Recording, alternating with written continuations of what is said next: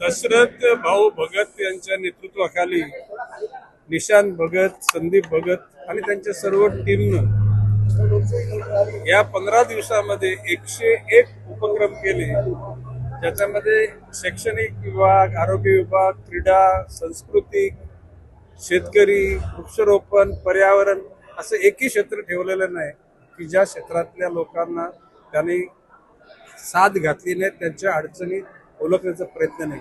दिव्यांगांसाठी सुद्धा ETC मध्ये जाऊन त्यांच्या अडचणी समजून घेतल्या. एकूणच मला या गोष्टीची कल्पना नव्हती. इथं आल्यानंतर मला समजलं की अशा प्रकारचा पंधरवडा, सेवा पंधरवडा देशामध्ये माननीय पंतप्रधान नरेंद्रजी मोदी यांच्या करता देशाच्या प्रत्येक गाव, खेड्यामध्ये, वाड्या वस्त्यांमध्ये, तालुका, जिल्हा, मोठ्या शहरांमध्ये हे उपक्रम चालू आहेत. परंतु नवी मुंबईमध्ये दशरथजी भगत, निशांत भगत आणि संदीप भगत यांनी माझ्या वाढदिवसानिमित्तानं हा पंधरवडा त्यांनी साजरा केला. खरं म्हणजे इतका मोठा मी नाही आहे, परंतु प्रेम त्यांचा हे आघात आहे. भविष्य काळामध्ये नवी मुंबईतल्या प्रत्येक वॉर्डमधल्या कार्यकर्त्यांनी पुढच्या वर्षी माननीय नरेंद्रजी मोदी यांच्या 17 सप्टेंबर ते 2 ऑक्टोबर असा सेवा सप्ताह, सेवा पंधरवडा त्यांनी साजरा करावा अशी माझी इच्छा आहे. मी सगळ्यांना तशा करता प्रेरित करीन. दादा, तुम्ही आता 14 गावाचा विषय काढला, तर काय म्हणून का आपल्या विरोधात कसं? नाही, हे बघा, मी 19 पासून आमदार होतो. ही 14 गावं ज्याला गावात तिथं घेण्याचा प्रयत्न केला, अरे आम्हाला विचारलं पण नाही की बाई अशा प्रकारची आम्ही गावं घेऊ काय. अरे शेवटी या जिल्ह्यामध्ये आम्ही सुद्धा नेतृत्व केलेलं आहे ना. अशा प्रकारच्या मुद्द्याला काही न गोष्टी विचारताना तो अख्खा 14 गावांचा साधारणपणे 6,000 कोटीचा लोड या शहरावर टाकणं.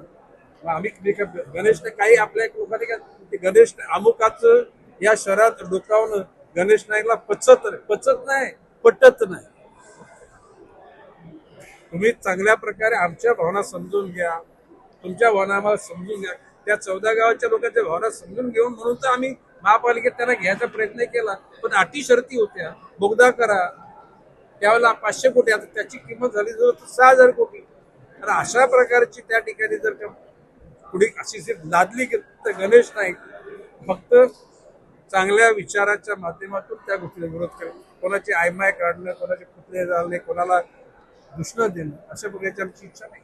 युती व्हावी अशी जर नेतृत्वाची इच्छा असेल तर भाजपच्या कर्तृत्ववान कार्यकर्त्याचा सन्मान झाला तर ही युती व्हावी अशी माझी इच्छा राहील. परंतु कार्यकर्त्याचा सन्मान नाही झाला तर युती होऊ नये यासाठी मीच आग्रह करतो. भाजपचाच महापौर होणार हा विश्वास भाजपचाच महापौर होणार याच्याविषयी कुठलीही कॉम्प्रोमाइज नाही. आणि ती उद्याला युती झाली तरी सुद्धा भाजपचाच होणार आणि युती नाही झाली तरी भाजपचाच होणार.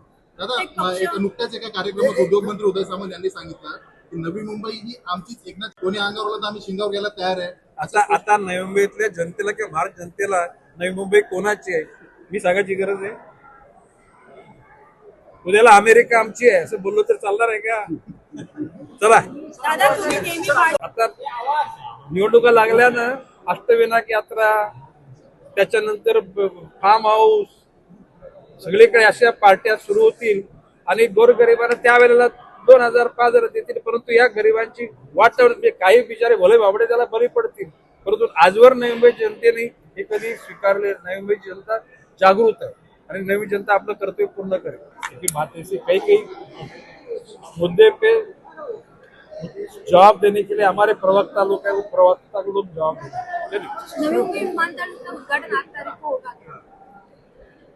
नवी मुंबई विमानतळाच्या अनुषंगानं 3 तारखेला 2 वाजता माननीय मुख्यमंत्र्यांच्या नेतृत्वाखाली सह्याद्री अतिथीगृहावर बैठक होणार आहे. त्या कालच माझी मुख्यमंत्र्यांशी याविषयी चर्चा झाली आणि माननीय मुख्यमंत्री बोलले की आपण या लोकांना बोलवूया आणि 3 तारखेला 2 वाजता ही बैठक पक्की झाली. मुख्यमंत्री 2-3 दिवसात दौरा केला ते मला नाही माहिती, परंतु 3 तारखेला 2 वाजता सह्याद्री अतिथीगृहावर दिबा पाटील आंतरराष्ट्रीय विमानतळ याच्यासाठी जो आग्रह धरला आहे त्याची पूर्तता करण्यासाठी बैठक होणार आहे.